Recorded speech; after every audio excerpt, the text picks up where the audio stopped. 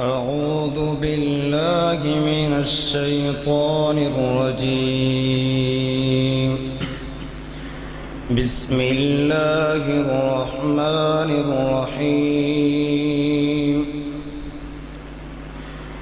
تبارك الذي جعل في السماء بروجا وجعل فيها سراجا وقمرا منيرا، وهو الذي جعل الليل والنهار خلفة لمن أراد أن يذكر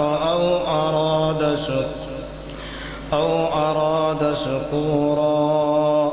وعباد الرحمن الذين يمشون على الأرض هونا وإذا خاطبهم الجاهلون قالوا سلاما.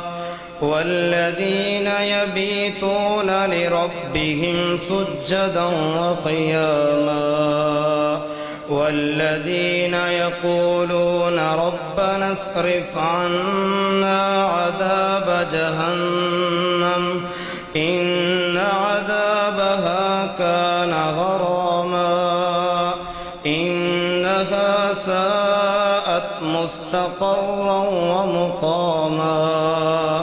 والذين إذا أنفقوا لم يسرفوا ولم يقتروا وكان بين ذلك قواما.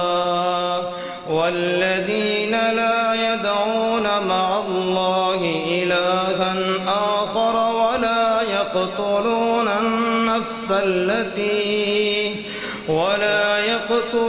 النفس التي حرم الله إلا بالحق ولا يزنون، ومن يفعل ذلك يلقى أثاما يضاعف له العذاب يوم القيامة ويخلد فيه مهانا إلا من تاب وآمن وعمل عملا صالحا فأولئك يبدل الله سيئاتهم حسنات وكان الله غفورا رحيما.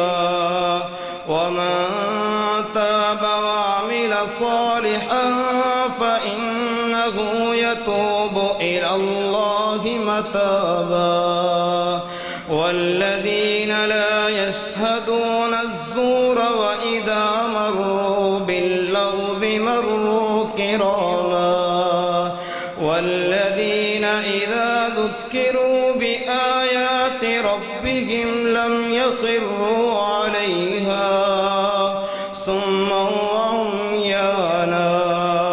والذين يقولون ربنا هب لنا من أزواجنا وذرياتنا قرة أعين وجعلنا للمتقين إماما. صدق الله.